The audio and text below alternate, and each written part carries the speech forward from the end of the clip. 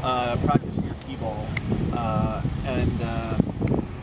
So every time you go to the range or when we have a T-ball practice session, I want you to split it into two things. Okay, split it into block practice, where you're gonna, and as an example of a good block practice session, I count out 10 balls, I pick an imaginary fairway.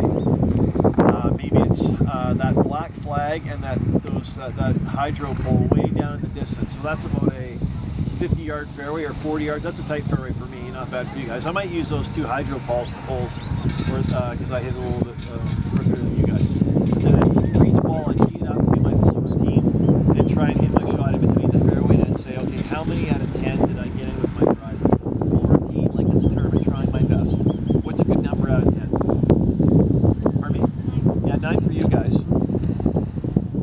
7's pretty good. 10 out of 10 is awesome. 4 or 5 out of 10 for you guys, or 6 out of 10 is a start over. Okay, so that's your driver practice. Really full attention. You know, that should take 35 seconds each ball, or 45 seconds each ball. And then what I do is I go to my secondary T-ball club, which is more important if you hit the ball really far. Maybe it's a 3-wood that you might use on narrow holes or a hybrid, and I'd make a little smaller target. Maybe I'd go between the blue flag and the black flag, count out 5 balls, full routine, and hit those 5 balls and see how I do. Okay, what's good with your secondary T-ball club out of 5? 5 out of 5 is good. Yeah, 4 or 5 out of 5 is really good. Okay, so after I did that, some block practice, you notice I'm trying to give them full attention. I'm only hitting 10 shots or 5 shots. Then I'm going to move into some random practice. So I'm going to count out, if it's a course I'm playing a tournament at, I'm going to count out, and I know the course, how many T-balls there are.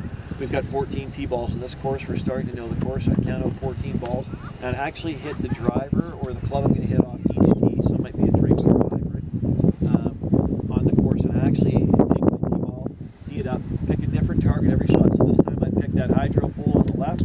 I'd imagine the fairway about 20 feet wide on each side. There's a tree on the left and a flag on the right. And do my full routine. Imagine I'm on the course and hit the ball. Whether that ball goes in the fairway or not, I go get the second ball and play the tee shot in the next hole. Now I might pick something on the opposite side of the fairway, maybe that tree out there on the right, and the trees a little right of that would be my fairway, and the blue flag on the left. So then I'd imagine I'm on the second hole, full routine, picturing myself actually out in the second hole, trying to simulate being on the ground of golf. And I do that for all 14 holes. That's called random practice at the T-ball.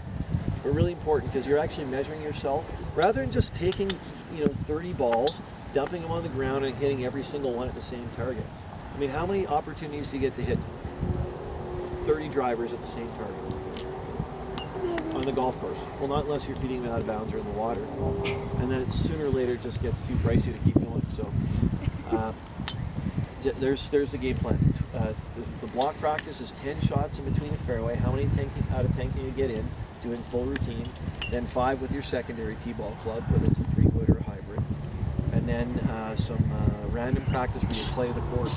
If you can't play, God bless you, if you can't play the course because you don't know the course, well, first of all, you can go online and you can print out exactly what's going on when we play practice rounds, so you should be able to do that. But if not, then just a new target every single shot. Play 14 T-balls. Does that make sense? Yep. Okay, good stuff.